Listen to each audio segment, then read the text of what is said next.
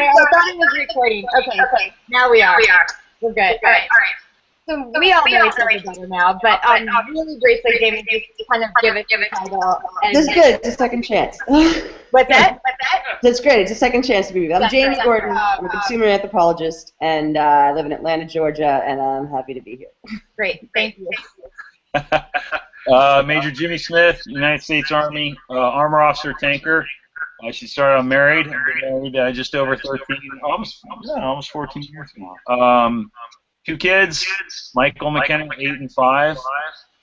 Currently live in Fort Leavenworth, Kansas. Been deployed to Bosnia, Iraq with Matt, and just recently returned from Afghanistan. And hope to provide some insight on the male-dominated culture of the United States Army. Awesome. Matt. Hello. My name is Matt Dawson. I'm a major in the United States Army. I'm from Wisconsin. I've been in the Army for 12 years. I'm married. I have 2 kids, both under the age of 2. And I'm currently in Saudi Arabia. And I'm happy to be here. Thank you. I'm so excited. I've approved this message. What's that? I've approved this message. I had you on a run. Jimmy, I noticed you're wearing a T-shirt. Yeah. No, I was wearing this phrase. He looks great. He does. So you guys have all been really generous in sharing some of your thoughts with me independently prior to this discussion. So I know you all have a lot of opinions on this topic. So what's interesting is I actually don't think the opinions are that differing. So I want to start, and you guys have shared this with me a bit, but just sort of how you individually define masculinity. Because, and I don't know if you use the same language now, but there was a distinct overlap in how each of you sort of expressed your ideas of masculinity prior to this. So jump in. I'd like to let one of the gentlemen go first. Okay. I would defer to Matt because he's very passionate about this subject. I have a lot of time on my hand here, so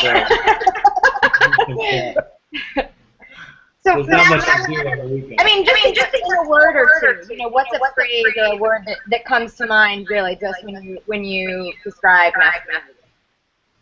Okay, you asked me to define masculinity in my own words.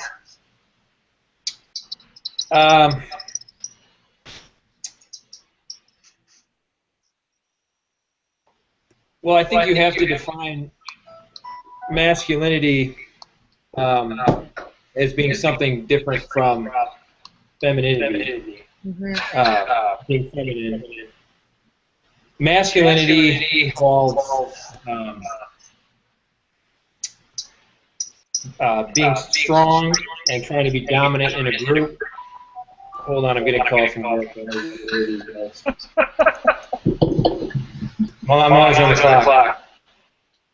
I came across something that I was reading a few months ago that defined masculinity using 4 terms: strength, courage, mastery, and honor.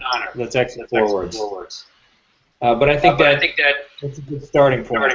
Yeah. Jamie, I want to let you jump in because you had an interesting point about that I think is complementary to what Matt was saying, is that we can't read masculinity without understanding it in relation to femininity. And the way I understood your sort of take on it was really as this sort of symbiosis between the two, or that they're as they're the same person. Yeah, I mean, and I do agree with that, and I think, from a social perspective, it's kind of our almost emotional requirement to say, okay, well, masculine is kind of got to be the opposite of feminine, because we see, from a social perspective, whether or not that's adaptive behavior these days or not, that those two things are very different and have different requirements. But for me, I see it as more of a balance, as masculinity as kind of more, I guess, emotional maturity and acceptance of your feminine side, right? So it's this ability to have balance and be able to kind of be okay with, proud of, functional in your ability to, make emotional connections, have more spiritual connections, things that in, our social structure we see as more feminine, if I try to put my quotes in there, feminine traits.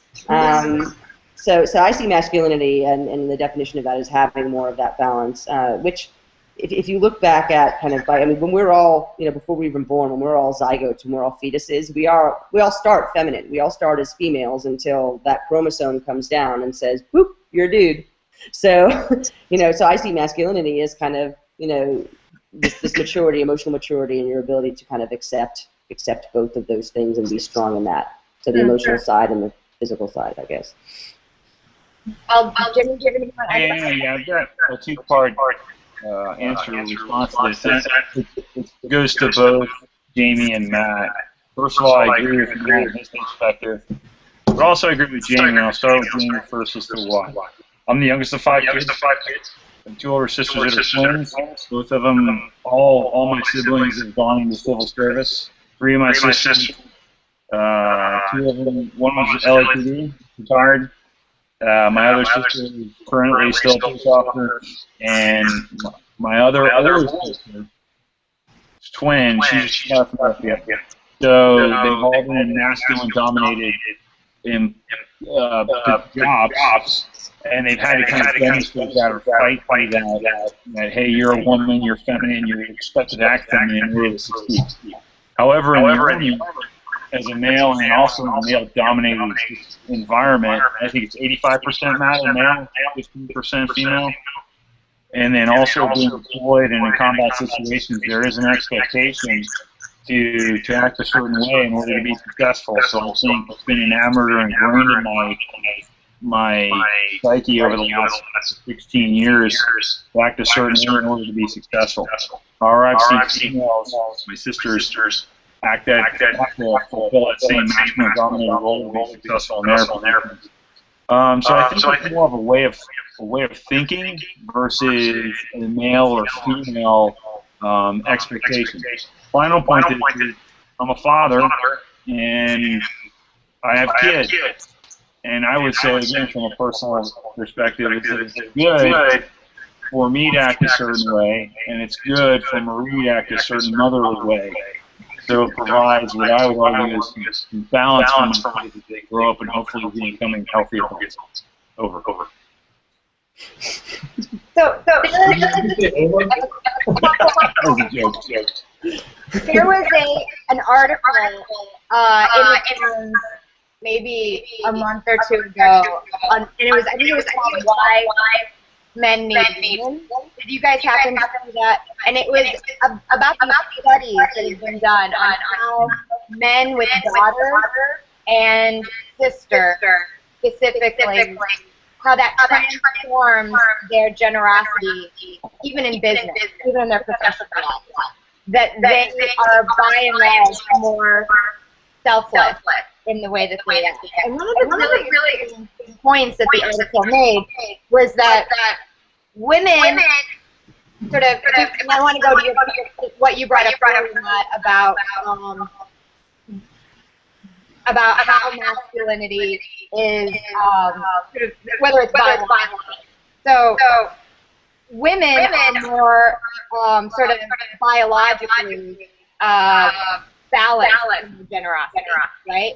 Whereas men, when they become generous, they tend to give an extreme selfless.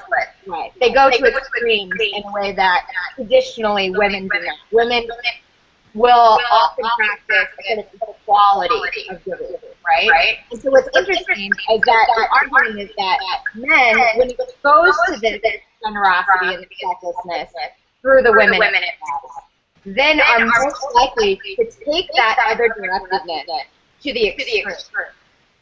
So there's this sort of complementary nature that women inspire the men, but then men then take it to the next level. And I think that's interesting in in a context like the military, because selflessness is, you guys can speak to that, but that's one of the first things that comes to mind for me, and taking it to an extreme condition. So I know, Matt, you have 2 daughters. Jimmy, I don't know, do you have daughters, Jimmy? Are your kids? Yes, I have 1 daughter. Okay. So I would love to just sort of throw that back to you guys, because I find that such a compelling argument that we both sort of, so that's how women need men then too, right? To take it sometimes to that next level. So it's not just that women are generous, men are not, but it's that they sort of feed off of each other and the way they inspire a type of giving. And I think that comes back to chivalry also, because if we think about what chivalry really is, it's selflessness. So I'll just throw that. So you described how Sorry, say again. men and women are complementary. Yeah. But have uniquely sort of distinct strengths, or things that they're sort of inclined toward in certain areas, but that together, in theory anyway, they can make each other sort of a better version of themselves. Well, that's tough. Well, can I, first of all, just to respond to the first thing you said that about men growing up with a lot of sisters. Yeah. I don't think I've read that particular article you're referring to. Yeah. But I have read a lot of things about men who grow up in households with a lot of sisters behaving differently than other men. So Right. I think that's valid. Yeah. And daughters. And daughters. And I do think that the masculinity and femininity are not opposites, but they're complementary in many ways. I'm trying to think which part of what you said to respond to here. No, So I would love to hear your perspective on the sort of military aspect of that level of selflessness, because, we often think about, mothers as being selfless, but then if we think about it from a military context, you guys take selflessness to a different level, right? So yeah, well, there's nurturing. Mothers can be nurturing.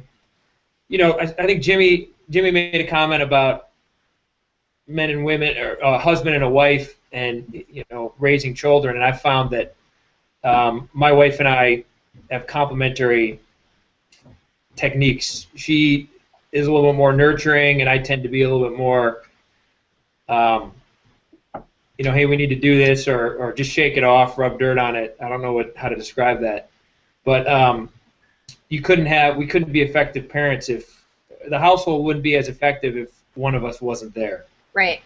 But because we bring something different to the table. To respond to what you said about the military, we talk a lot about selflessness, and it is strange that, because you don't really think of manly men with guns running around as being selfless or doing nice things. I saw a lot of examples in Iraq and elsewhere where soldiers did selfless acts for children on the street. I think that goes back to the idea that masculinity and femininity are not opposites, but inside all of us, inside a man, there are feminine traits and masculine traits, and inside a woman, there are feminine traits and masculine traits. There just tends to be more of one, I think, in one sex or one gender than the other. Yeah, I if I can interrupt, and I think I hear where you're coming from in terms of, in a household, when you are raising a family, when you're raising children, or I guess even if you want to call it in the village or whatever it is, right? There's going to be balanced characteristics that kids need to understand. It's good to have someone be on the softer, someone be good cop, someone be bad cop, someone be the softer side, someone be the tougher side. And I think, we put those in buckets of, well, there's a male trait and there's a female trait.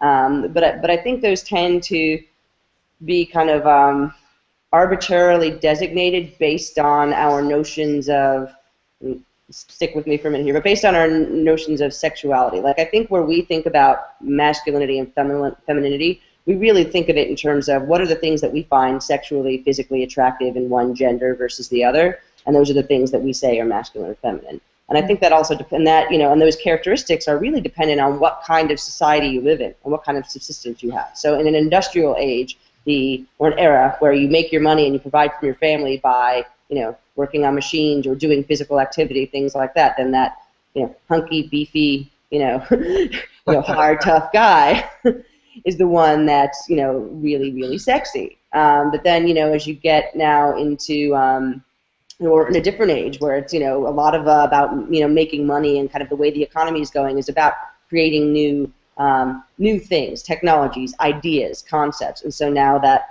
concept of kind of that nerdy intellectual guy is what's becoming more sexy, right? So I think it's, I think, we tend to think about sex too much when we are kind of assigning gender roles, and it's, I don't know, and I think that kind of concept is becoming a little bit, I guess, maladaptive, because I was thinking about, this is a great segue, Ashton Kutcher's speech that he gave to the Kids' Choice Awards. Did any of you guys see that, or the Teen Choice Awards, where he said, I want to give you advice about life. One thing is about opportunity, one's about being sexy, and one's about living your life. And when he talked about being sexy, he said, the sexiest things are being smart, being kind, and being generous.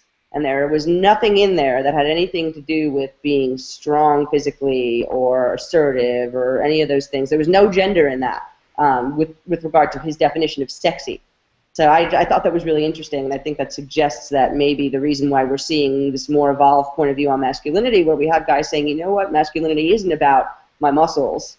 Masculinity is about my brain, and it's about my, spiritual balance or whatever that is. And I think it's because we're entering an age where, your success is not dependent on your necessarily these things that we've kind of designated as physically attractive sexual traits, if I'm making sense. Yeah, so I guess you better not tell that to Paula D. Yeah. You know what? Pauly D's from Jersey, so they might not be as evolved there. Sorry, New Jersey. I'm just kidding. I'm just kidding. That's just a joke. We love Jersey. Yeah, we love Jersey. Jersey's awesome. I'm from New Jersey. I would ask how we differentiate, if at all, masculinity and femininity from a physical perspective, physical traits, versus qualities, attitudes, emotional behavior. Because if I just were to speak for myself, physically, I identify as very feminine.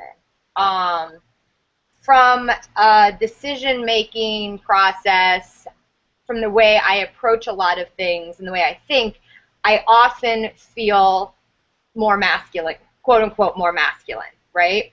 That doesn't cancel out an emotional component, but if you go from just the way you make a decision, and if we want to make that a masculine or feminine trait, one could argue that it is at odds with my physical self-presentation. So I guess I'm curious, especially because Sociology of Style is so interested in the sort of physical manifestation of certain qualities and traits. Do we think that it correlates, or can there be sort of a distinct difference? Hey Anna, can I ask a quick question? Yes. To the group, and it might be considered rhetorical, but it almost establishes a baseline for the whole discussion.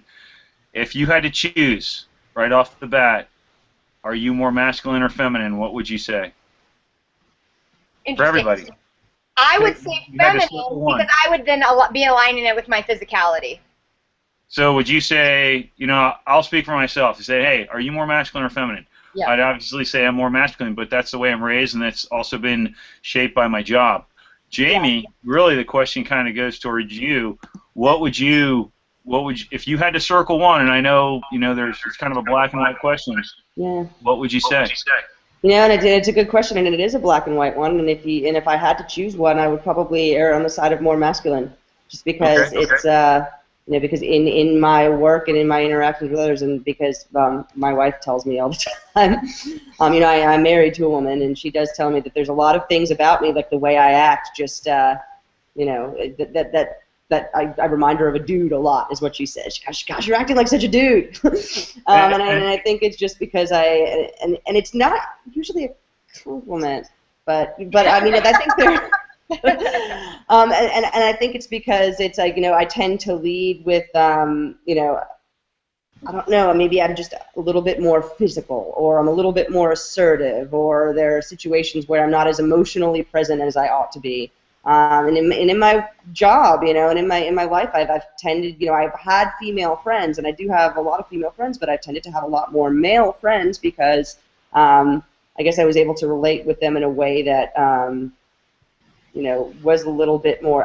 There's an element of self-deprecation that I've noticed in masculine culture that I think is just something that I've always been aligned with. So, I don't know. Yeah, so I would have to say male if I had to pick, and I know I'm a female, and I embrace a lot of the female parts of myself. But from an energy perspective, I think it would be more masculine, even though, when I talk about masculinity. But when I talk about masculinity, I talk about a balance. So yeah, good question. Yeah, great. I only say that because my two older sisters, the twins I was telling you about, they're both gay, and they've embraced more of a masculine role. So I kind of understand that. I don't know if it's maybe a male-female thing, but kind of how do you define yourself sexually? I don't know, that potentially leads you down more of a masculine or feminine role.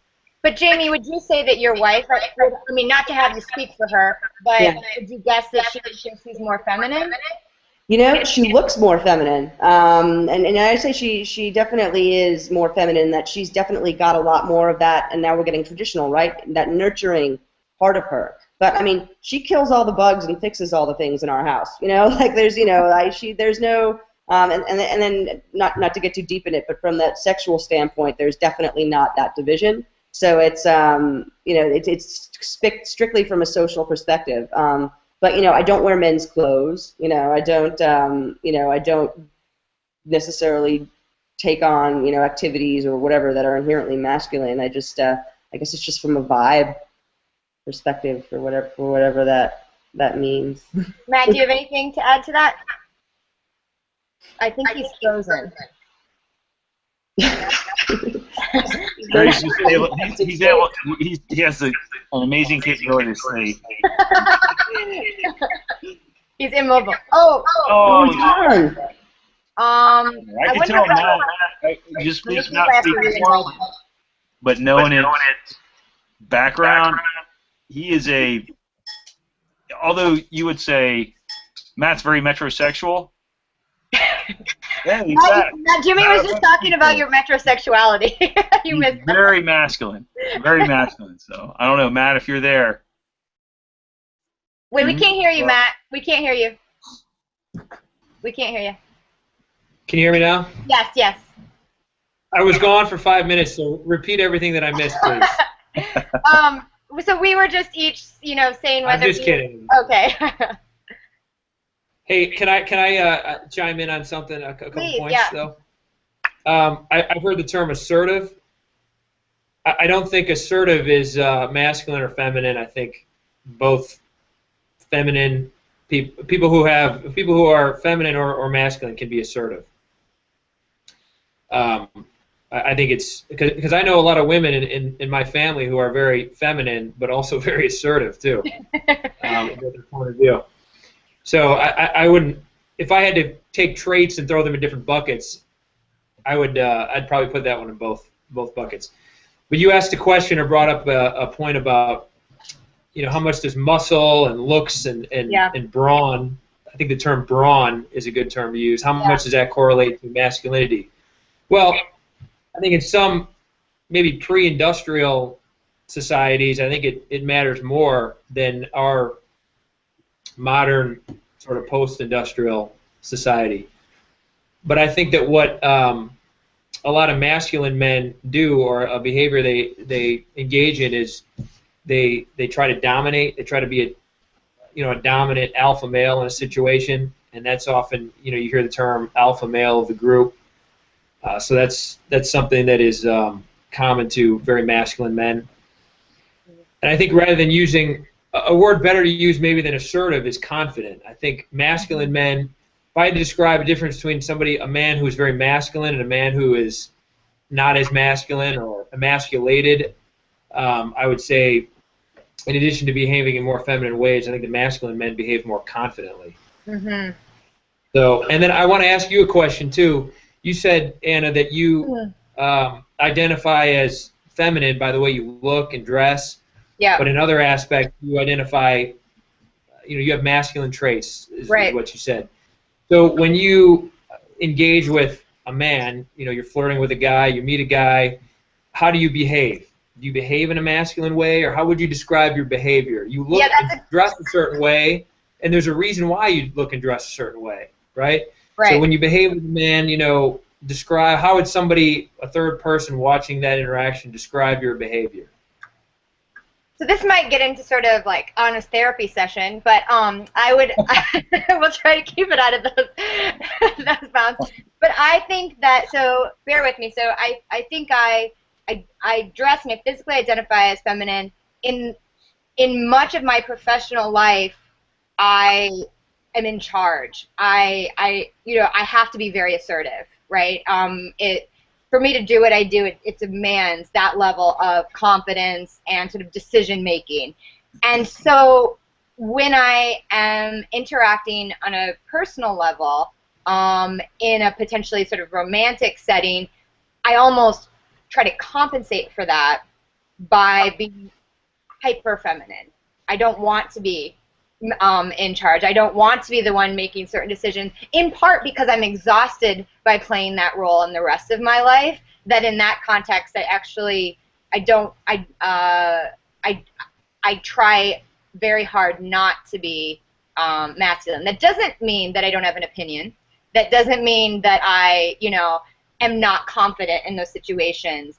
But so what does that mean then? So then does that mean that how does your behavior different? Because I could tell you how I've seen girls, straight, gay, whatever, when they are in flirty mode, regardless of how, and I know that's probably the wrong word, Matt, but assertive or traditionally masculine they may be, and rough and tough around the edges they may be in real life, they get into their kind of softer, giggly, almost like you can see them taking a layer of armor off and softening. Yeah. But I would not say there's a dumbing down, right? That definitely does not. I'd say it's more about a softer kind of witty banter than it is a sort of intellectual sparring in a, I don't want to have a heady political debate the first time I'm on a date with a guy, right? I'd rather have it be this kind of softer, if you think about the romantic comedies of the 1930s, which you guys might not be that familiar with, but they're really, really... Check out my DVD library. It's a whole shelf of my DVD library. The reason I bring them up is that in the romantic comedies, oh crap, am I gone? Wait, what just happened? You're there. I'm still there. In the romantic comedies of the 1930s, women are physically hyper feminine, right? And men, we might argue, are very masculine.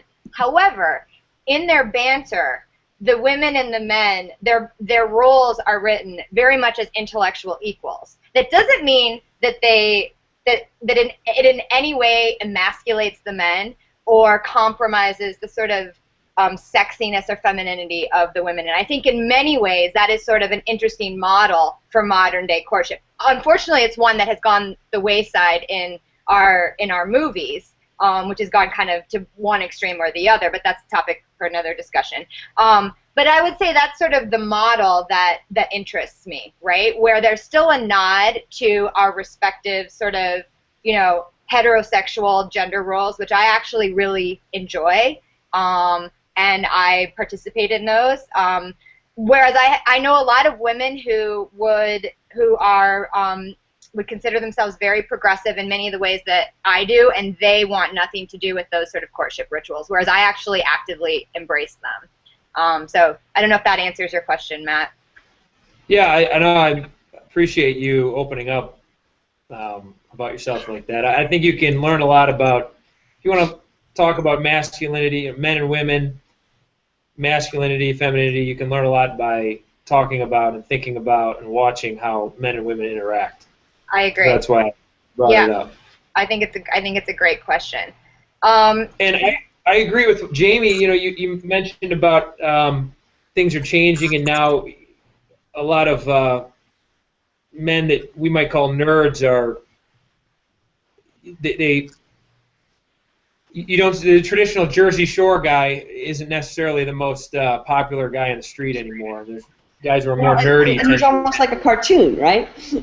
Like you look at someone like that, and it's almost like this not even reality anymore. It's like they're almost not real. Right, like this character. But maybe in that environment they behave that way because women are responding to it.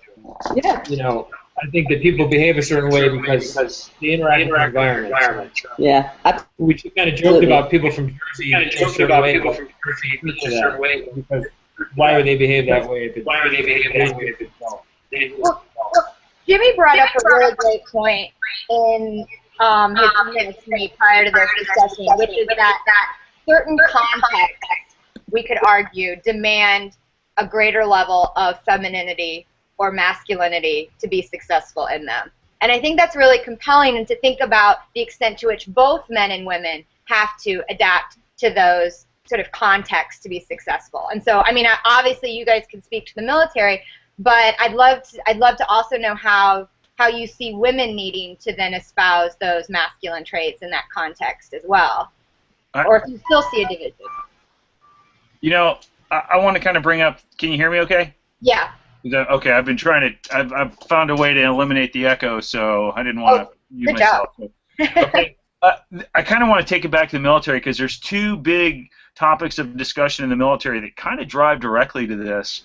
And I think the underlying cause of these two topics, one being sexual assault, sexual harassment, and the other one being women's roles in the military, and specifically combat roles that were never involved before.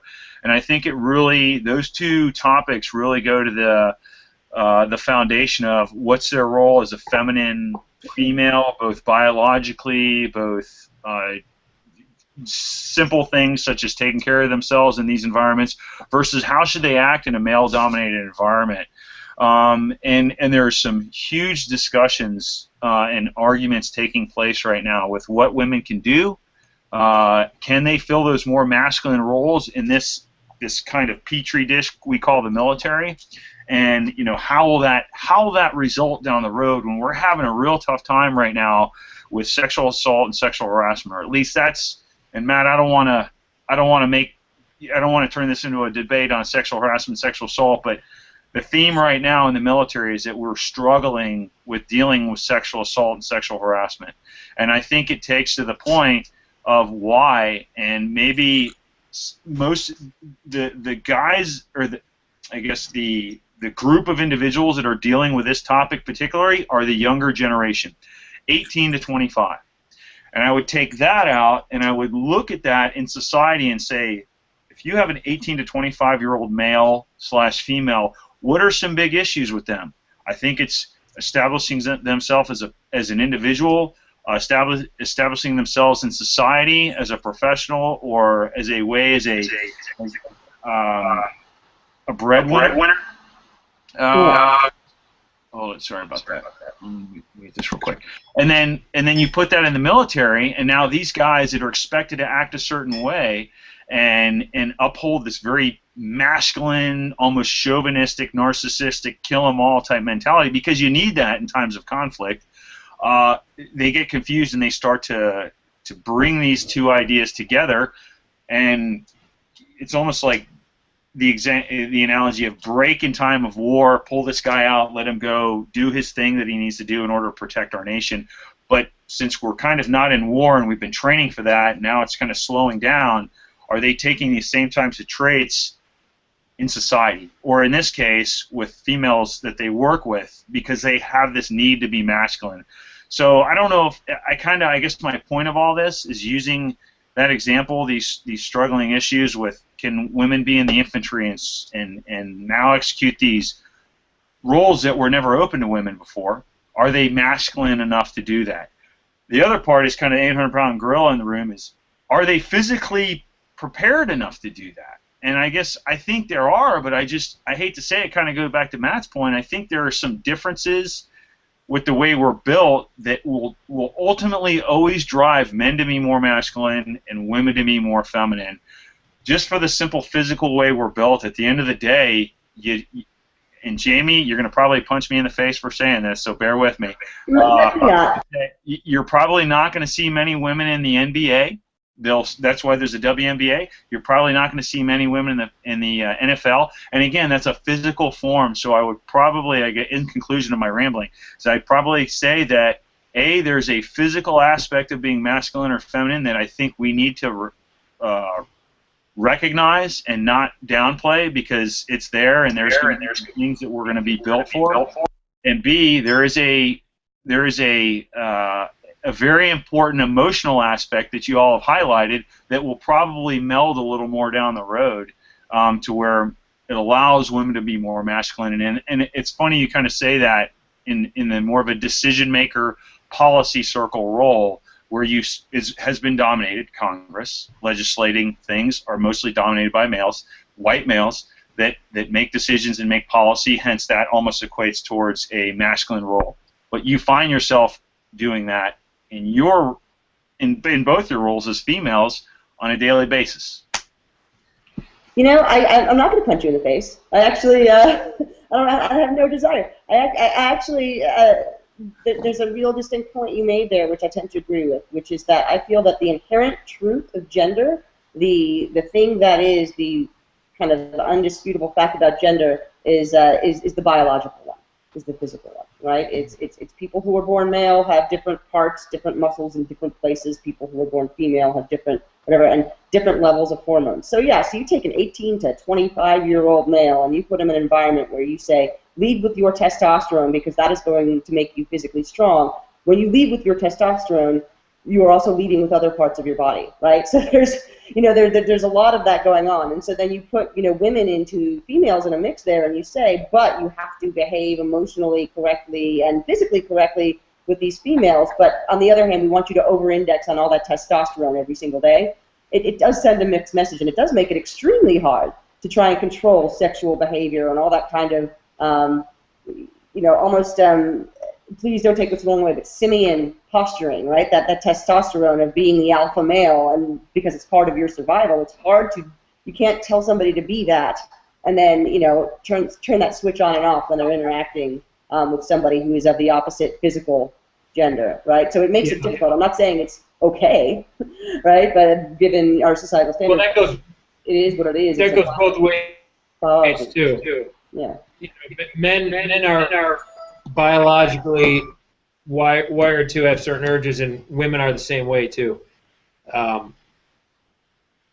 the point of sexual harassment, I think sexual harassment is a symptom of the more broad problem the Army is facing, which is gender relations and gender roles and how to better integrate men and women into the armed forces. And when you have men and women who are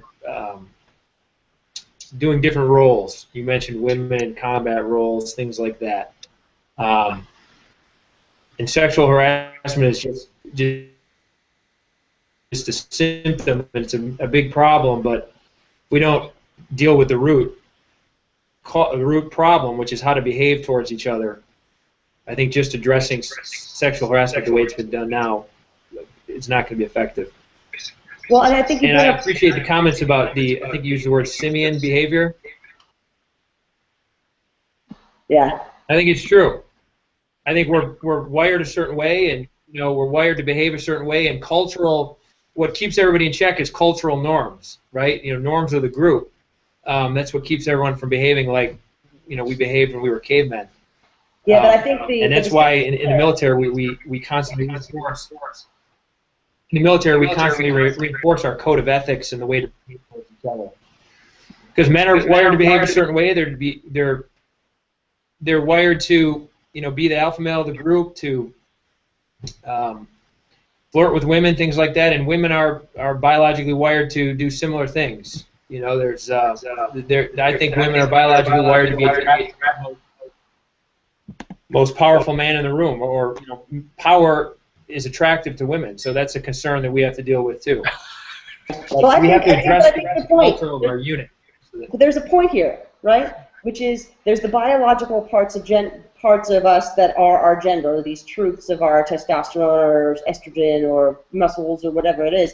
But we make the mistake socially of trying to then connect those physical traits to social traits or social roles or intellectual or what I'm trying to say. And so I think that's where we go wrong. and where you see these kind of when we say, why Anna and I both actually use the term, assertive in defining a masculine characteristic is because we're associating that with something that's a physical trait of male behavior, right? So, and I think that's where why this conversation is so interesting. It's because we're starting to, as a culture and society, say, you know what, we need to separate these physical traits. I mean, even you were saying it, Matt. I mean, being assertive is not a masculine or feminine thing. It's just a characteristic of how you behave. It's a behavioral characteristic. And that shouldn't be associated with a gender. And it shouldn't be associated, because it's not something that's physical necessarily. There's, your intellectual assertiveness and all of those kinds of things. And well, men tend to be assertive in some situations, and women tend to be assertive in other situations more so than the opposite. You know what I'm saying? But I think, Hey, let me ask you this. Do you ever think you will be able to pull away from women being majority primarily feminine and men being primarily masculine, given the natural essence of procreation? Well, I mean, the natural essence of procreation is that, this part goes into this part, right? And then there are aspects of physical attractiveness. Historically speaking, men have always been more physically, sexually attracted to women who have lower hip-to-waist ratios or higher hip-to-waist ratios, right? Because they look like they can bear children. And women being physically attractive to whatever the characteristics of males that, physically speaking, are required for procreation or for subsistence, I guess, in that society. What man looks like he's going to best be able to provide for this family from a biological perspective? So I think that in that respect, there's always going to be a little bit of that, but it's becoming less and less. That physical attraction is becoming less and less required to procreate. So because subsistence is changing, right? And it's not something that requires a lot of physical skill. So but that's science. That's something that's like I'm not a doctor. But I don't think that there's ever going to be a erasure of those things. I just think we're starting to address gender in a more intellectual capacity, I guess, than physical one, because as human beings we're starting to realize that that's the kind of balance that's required. So that's where that conversation is starting. So, when I look at, the most interesting men in the world, right, or if you are the ones that are kind of have that kind of quiet mystique, right, they're attractive, they take care of themselves physically, there's, they embrace their emotional side, they're not afraid to, talk about their feelings, but they can probably still throw a football really far and kick somebody's ass and, all those kinds of things, but it's about, it's about that concept of balance, I think, because the way we subsist is becoming a lot more balanced. But I think that the body is never going to actually leave the equation because it's part of how we identify, as Matt said, who's most powerful. We want to be with the person that is most powerful because it's the best for procreation, right? And so mastery of the body is one of the ways that that's expressed. And that also communicates healthiness, right? That your genes are going to be successful in being dominant in the next generation. And that's part of why we value beauty, right? Symmetry, because that also communicates that we're healthy and have good genes. So it's not just about sort of being superficial or kind of antiquated in the kind of physical traits that we prize. There is something that is very biological about that. So I don't think that will ever completely be obliterated. Though it is interesting to think about how androgyny can in some ways kind of confuse that. Hello. Well, but then there's this idea of power being inherently masculine too, and I think that's a myth we created because if you really get into the folklore of any kind of culture towards into power, it is really innately feminine, but it's more of a discrete, it's subverted power. It's what is in Latin cultures or Greek cultures? They say the man may be the head of the family, but the woman is the neck. There's a lot of examples in Roman history of mothers of really wielding the power. Yeah, I mean, 300, I hate to say it, the book 300 or the movie 300, book Gates of Fire, that kind of goes back to Anna's point. Look what they did with children. Now, that was a long time ago. And Jamie, we might be in the process of a cultural revolution, but I would say that history is not on that side. I agree with you because I've seen it firsthand in my family and what they've had to struggle with. But I think it's one of those inherent qualities, I think, in people that prevent us from ever devolving away from that. I don't know. Again, like you said, I'm not a doctor.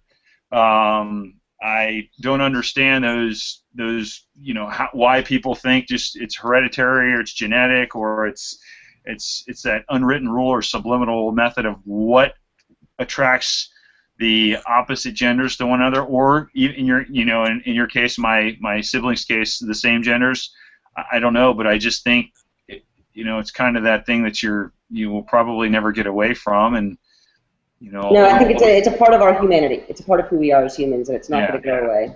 But it gets to the intellectual perspective, or the point that you're talking about. It's taking a much greater role than the physical point of like Matt said, the pre-industrial time period, or even the industrial time period where it was working hard in the factory all day and physical attributes were much more important.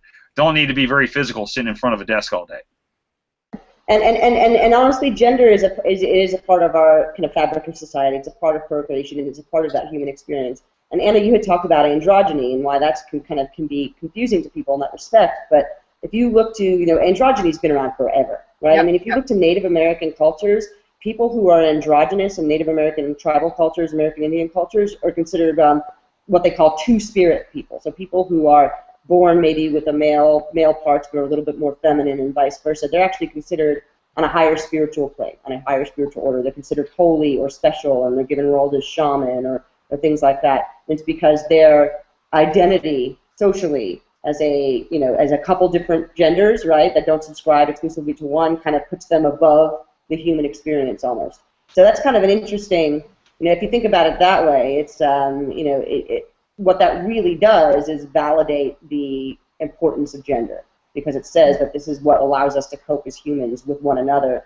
and with our survival and what it means and all those kinds of things, and that this absence of gender really is more about being on a level that is not quite as on the ground human, that is a little bit more spiritual and evolved. So it's it's an interesting dilemma, because after all, we are humans, right? And we have to exist with one another and get along and procreate and try and be happy. So procreation. That's what I mean. So just to sort of wrap it up, I just wanted to pose one last final question on this idea that and I know it's a question that could go on forever, but whether or not we have a quote unquote crisis of masculinity, right? Is there a sort of masculinity crisis? And if so, what's the answer to it? How do we solve it? So I'll put that to Matt. And Matt, I know you have strong opinions on this topic, so I'm going to actually throw it to you first. Are you there? Okay, I think that we have much of the young generation of males have decided they simply don't want to engage in society. They spend a lot of time playing video games. They're happy to live with their parents until their mid or late 20s.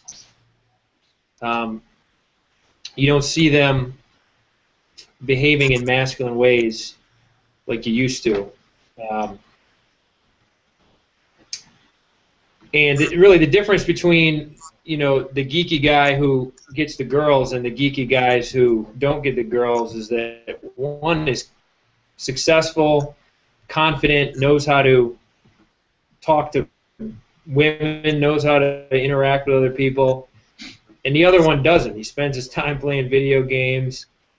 He never works out. He doesn't take care of his body. He doesn't take care of his mind. He doesn't take care of his soul. Maybe when I was younger. I don't know. It's probably something that every generation has said about the younger generation. But I think a lot of people are talking about it now, at least from what I'm reading about. What to do about it, I don't really know. I don't really know. I think we need better role models to both men and women in this society to emulate the right behavior. I think it's a shame that, Miley Cyrus does what she does. I don't think that's a way a young lady should behave, and I think that our society should talk about that behavior and say it's not right. And that there's other behavior that young men are doing that we should talk about and say it's not right and shame them from doing it. I think we need to do a better job as a society of talking about and discussing and normalizing what is proper behavior for both men and women. Respecting each other, taking personal responsibility for your families and for your own individual lives, things like that. Not all of those things fall into neat little categories of masculine and feminine, but we've lost our way. So I think you can't talk about a crisis in masculinity without talking about a broader crisis in America today. I think personal responsibility is a great way of describing it, because clearly that crosses gender differentiation and it's equally on women, and that's the thing. We talk about, men behave this way or women behave this way and they shouldn't, or it's not right, and I think we often forget that the opposite sex is also often very complicit in nurturing that behavior. If we nurture that behavior in men just as many men nurture the behavior that you're talking about in women. And so it's not just about men change yourselves or women change yourselves, but it's about different sort of expectations that we have for the opposite sex as well. Because my argument is if they weren't rewarded for that behavior, then it probably wouldn't continue as much. Yeah. I'll jump in now real quick. I agree totally, and I read something.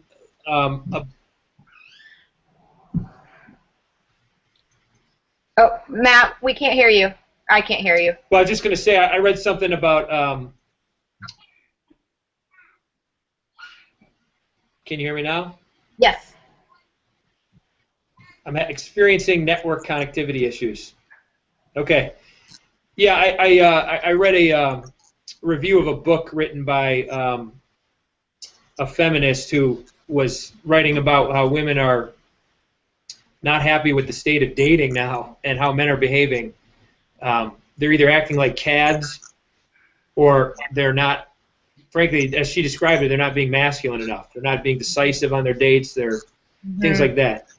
And she brought up the point, or other writers brought up the point, as long as the men are continuing to get dates and able to have sex with women by behaving that way, then why should they change? And it's the same goes for men, too. If you want certain behavior to change, then, stop rewarding the other person or the other gender or whatever for behaving that way. It's part of my thing. We need to engage in a discussion now about what proper behavior is.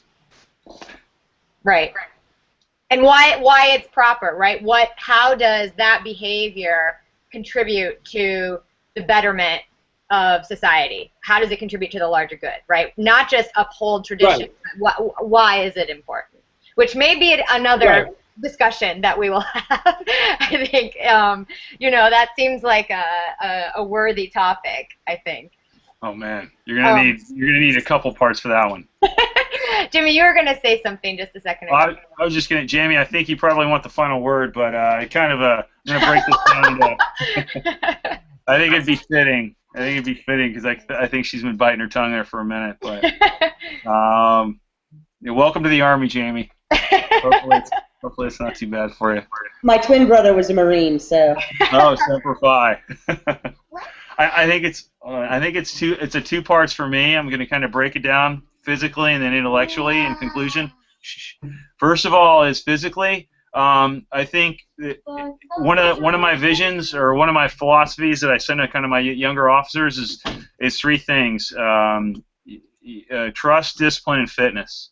So I'm going to talk about the fitness thing, and the point to take away from there is if you're physically fit, you're mentally fit, and I can't change that after 16 years of believing that way. So for me, getting up and trying to be as physically fit as possible, yes, is a masculine driven focus to bigger, stronger, faster? Yeah, but it's also so I don't have to go to the doctor every day. So maybe that equates to being more masculine. I don't know, but for me, yes it is, and I want to be a good example for my kids, who I'm going to raise in kind of that traditional environment of, hey, the guy should be able to protect his wife. The guy should be able to do these certain things, and then my daughter, kind of expected some things for her. So I'm probably reinforcing that traditional norm, Jamie. I do apologize, but I think that's one of those things I can't change. It would be hard for me, even though, I know it's going to be better for them in society. Make it, maybe have them normalize them or conform to the norms. I don't know. Maybe I'm just not a good parent in that aspect. I don't know, but parenting's hard. So then intellectually, I think you are. So I guess to close out physically, I don't think that's going to ever change. I hope it does, but I don't see the female race suddenly becoming as physically strong and capable as the male race. I just don't think God ever designed it that way. I'm not a big religious guy, but we're different for good reasons. Dr. Phil said 1 minute, and God forgive me for quoting Dr. Phil, but he goes, "Hey, do you ever want to roll over and see a version of yourself in bed in the morning?" No, I don't. As much as I want Marie to do everything that I think is right, I'm glad she doesn't, because she's her own person. She upholds those qualities that I don't have, and I think it provides that balance. But intellectually, I do. I agree with you. I think there's going to start be some balancing in terms of what's expected intellectually for what is considered defined as masculine intellectually and what's defined as feminine intellectually. And I think, yeah, you're going to start to see that because the technological advances that we're making and we're using on a daily basis. So I don't know if you can compartmentalize masculinity and femininity into two separate boxes. I think there's some subsets or some subgroups in there that are going to allow them to either equalize or just not. And so in closing, I think it's understanding that, discussing it, and educating it so it allows our next generation to perform at their absolute best, to be good citizens and respect one another. But it's recognizing those differences, I think, that are the key, that can be found in discussions like this, so we can take it back to our younger generation and my kids, and it's helped me recognize it. So on that, I do thank you. Thanks, Jamie. Yep, Jamie, I'll throw it to you for a final word. Oh, Jamie, hold on, you're muted. Hey, there you go. I was going to say, I don't think that any of us on this panel are just kind of fundamentally at odds with another in terms of our points of view. I think, as you said at the beginning, that we do all have some very similar points of view. I do believe that gender is a biological thing, right? And we do, we are, to your point, Matt, we're, different, or I'm sorry, we're different physically for very specific reasons. And I do think on an intellectual level there are certain things that need to change in terms of what our concepts are, masculinity and femininity. For example, I do think strength is something that both genders should embrace. I think strength and confidence and all of those things, and physical fitness for that matter, are really, really important. I'm not the best example of that, but if you ask Anna, do I feel like there's a masculinity crisis, I would say that we've got a crisis in this world in terms of poverty, in terms of some environmental issues. I think, war, widespread war is a crisis. I don't think where we are with masculinity, though, is a crisis. I think when people start to question gender roles or question social roles in general, I think it's actually a good thing. And I think there's a crisis maybe in confidence. I think there's a crisis in health and assertiveness and wellness and all those kind of things, but I don't think it's related to gender. I think we're okay. I think we're getting along well enough. The boys and girls aren't throwing rocks at each other, so I wouldn't call it a crisis. All right. Great. Thank you all so much for taking time out of your holiday to have this discussion. I can't tell you how excited I am to spend an hour with three of my favorite brains today. So I'll just close it up. And, you know, anyone who ends up watching this video, we'd love to hear your feedback on your thoughts on some of the points that we brought up during the discussion today. You may not agree with a lot of what we said, or maybe you have some examples you want to share. We'd love to continue the conversation. So we look forward to hearing that. So thank you so much, and hope to talk to all of you soon. Let me just